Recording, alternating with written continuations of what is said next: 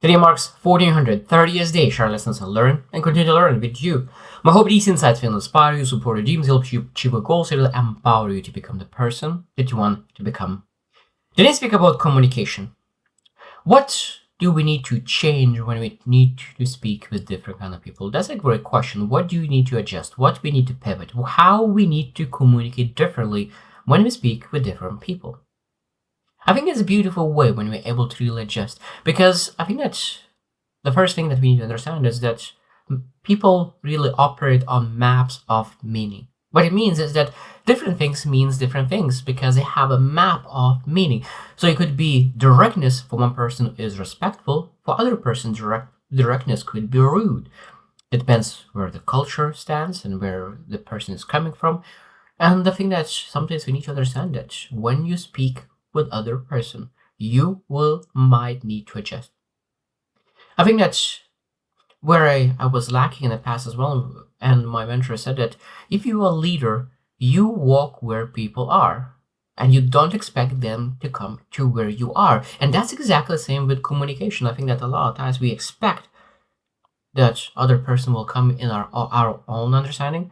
But I think that every single person, especially people who really want to go in leadership positions, who want to really add value, I think those people need to really stand by belief that we need to be there to help, to understand, to move forward, to adjust, to pivot.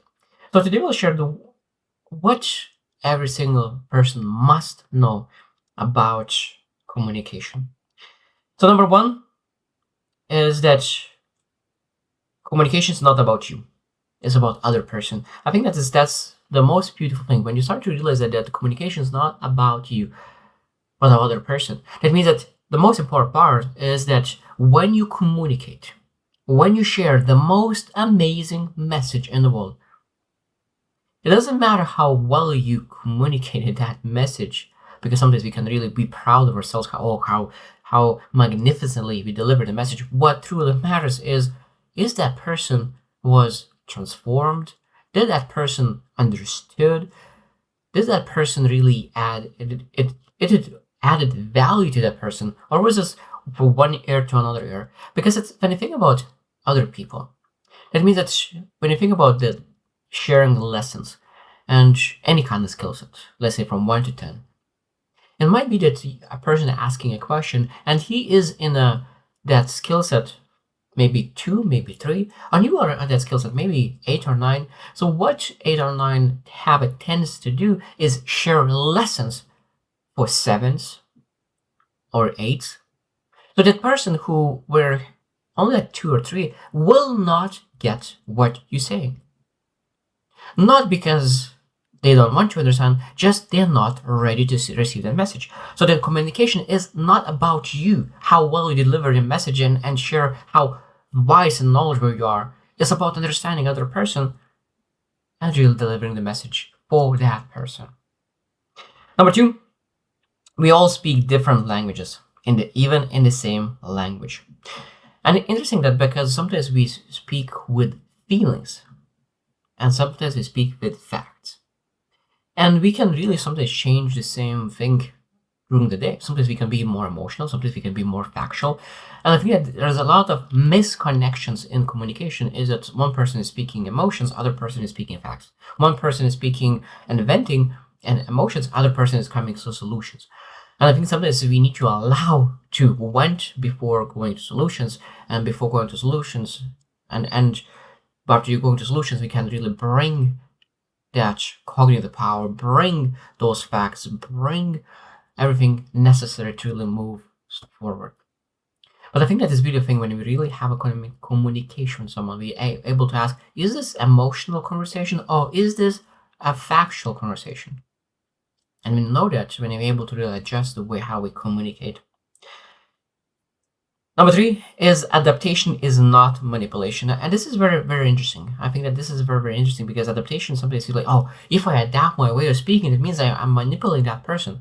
No, that means you're a leader. You're able to really be there for that person and adjust your communication skill. That means when you think about adjusting your communication skill is your pauses, being able to increase your volume, because some people louder, some increase or decrease volume, increase your speed, decrease the speed. So that means I think that you need to I said decrease the speed and I increase the speed. So that means being able to really do what other person do, just to make sure that we're able to build some comfort. Because I think that sometimes when people are very, very stressful and everything is triggering, I think when when you communicate in a very familiar way, their way, and after that we're able to really pace to different communication styles. Maybe from a negative point of view, from emotions, maybe you're able to pace to something else. But I think that sometimes we need to meet where people are, and that's where is adaptation and being flexible.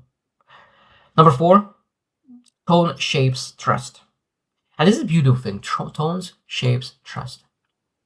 That means it's beautiful to have a lot of knowledge and wisdom, but how much more just one tone could bring to the topic. And I think that's one of the key aspects why there's so many people who really are great at debates, who are raising a lot of money for their startups, are people who are able to use their tone effectively. Because one person could say exactly the same sentence, but one person who puts tone and emotion into that sentence, it seems that it comes alive and it touches other person's emotions as well. Because if you do not bring your own emotions by sharing the sentences, that means it will not bring anyone else's emotions. It's very hard to really uplift and change someone's emotions if you do not enlist any emotions of why when you communicate. And I think that tone is something that we need to really learn and develop constantly, just to make sure that we're able to be better communicator and better in influencing people. Number 5, and this is probably one of the most important things, and everyone knows that listening comes first. Everyone knows that, but not every single person does that. It's much easier to really explain your point of view than really it's much easier to really explain your point of view than really listen to others and understand other person's view. It's so much more harder to understand, and that's why I think that sometimes we feel tired and we do not want to spend enough time to reflect on someone else's perspective, and we just really said, I just don't have a capacity to truly understand. I will just explain my point of view. And I think that that's a massive disservice, and we really need to learn how to listen. And this is where the leadership part is. True leaders are able to give themselves, give time, give attention, give energy, give focus. So other person could feel that they are cared, understood. And when they feel understood, they're much more willing to really understand. Number 6, context changes everything. This is powerful. Context changes everything. Sometimes people say one sentence and say like, "Wow, that's such a bad sentence." Yeah, but if you take that sentence out of the context, and I think that's exactly what happens with those very, very short clips. Amazing people. When I look into the long-term videos and they explain their controversial thoughts, they put so well, but when people cut very short lessons, 15 seconds, 30 seconds, people, oh wow, how you can say that? But those sentences a lot of times are taken out of context. And it just could be even simpler examples. It could be that the sentences that you, or words that you use at work, you bring back the same words at home, it will not work. Maybe you have some inner conversations that only you in that company knows how to communicate. So that context is very, very powerful. And sometimes when a person is not able to follow you or understand you, sometimes being able to ask, did I give him enough context before I gave enough content? Because without context, content sometimes could be lost. Number 7, influence is alignment, not force. Such a beautiful statement. Influence is alignment. So what alignment means? That means we need to really inspire, persuade, or guide someone. And I think that the most important part is just to really lead by example. And I think that when we really communicate, sometimes I think that we forget how much we communicate with words and with actions. I think that is much more powerful than words itself, because actions communicate about your character. Actions communicate about who you truly are. Actions communicate about how you feel about the person. Actions communicate so much that sometimes we forget how much it communicates. As I said, that your actions speak so loud that I don't hear what you are saying.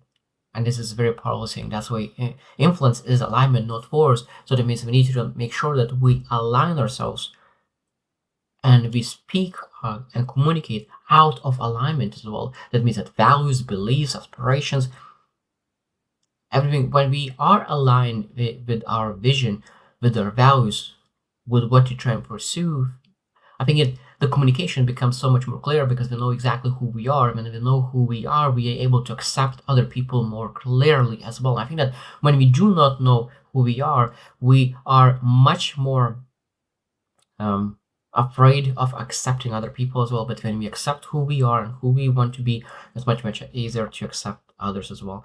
And last one, but not the least one, is your authenticity is the anchor. I think I said that flexibility, adaptability is very, very important to adjust, to really be able to really find the common ground. But at the same time, I think that we need to really keep our core, our character in check, just to make sure that we do not really put our mask. And I think that the part is that what we shared with values, your beliefs, your aspirations. That means you do not neglect your values by speaking with someone else. And that's the most important part. When you have that authenticity, this is who you are. Don't change colors. You follow your principles. I think that's where the true communication really happens. And I think that people who are truly authentic and share their message from authentic self, they don't judge themselves. They love themselves. They appreciate themselves. They're grateful about themselves. I think that those people are worth listening to. And I think that's again, this is the thing that if you appreciate, you love yourself, you are aligned in alignment with yourself, that means that every single person could achieve that. Every single person could be worth listening to because every single person has his ability to achieve that. I think the most important part is something like, oh, that person speaks so well. I think that person invested time to understand, build awareness, build clarity, so they can communicate that well. So I hope that you reflect on your communication, on what you potentially could do to become better communicator. So I hope that those 8 points will help, and I hope that you will become better communicator. So I hope you choose to win, and see you tomorrow.